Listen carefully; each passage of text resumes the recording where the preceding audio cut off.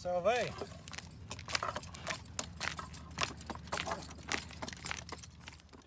Okay, interesting point.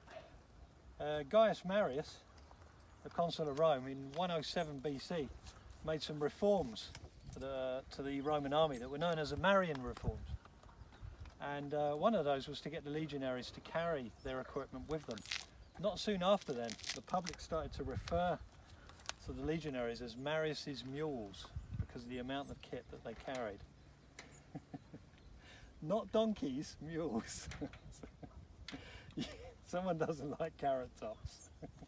Oh no, we have a taker.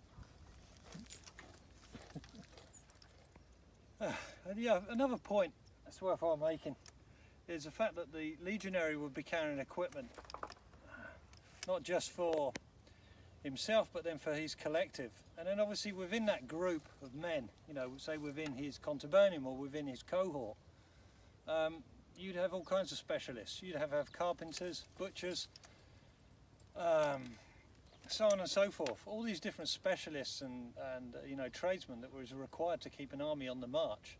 800 men, that's a lot of logistics, and that requires a lot of support.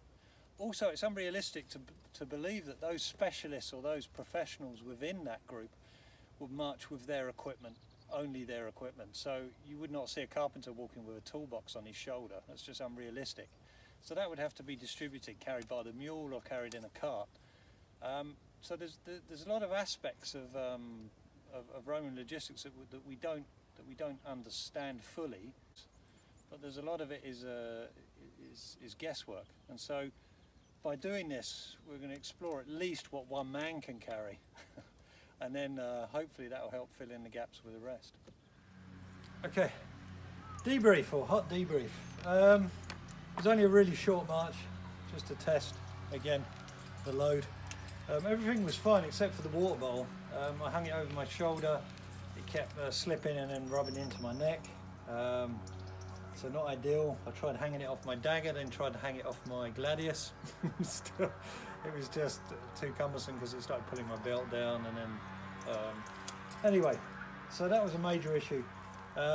Rubbing a bit on my right shoulder, obviously, with the fur cuff, and then the shield on the back of my hand. It was nowhere near as bad last time.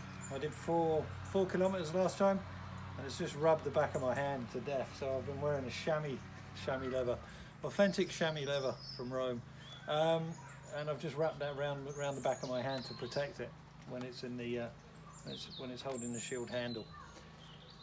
So yeah, hot debrief. That was a short march but a tough one, and it's back to the drawing board for the belt and for the water bottle.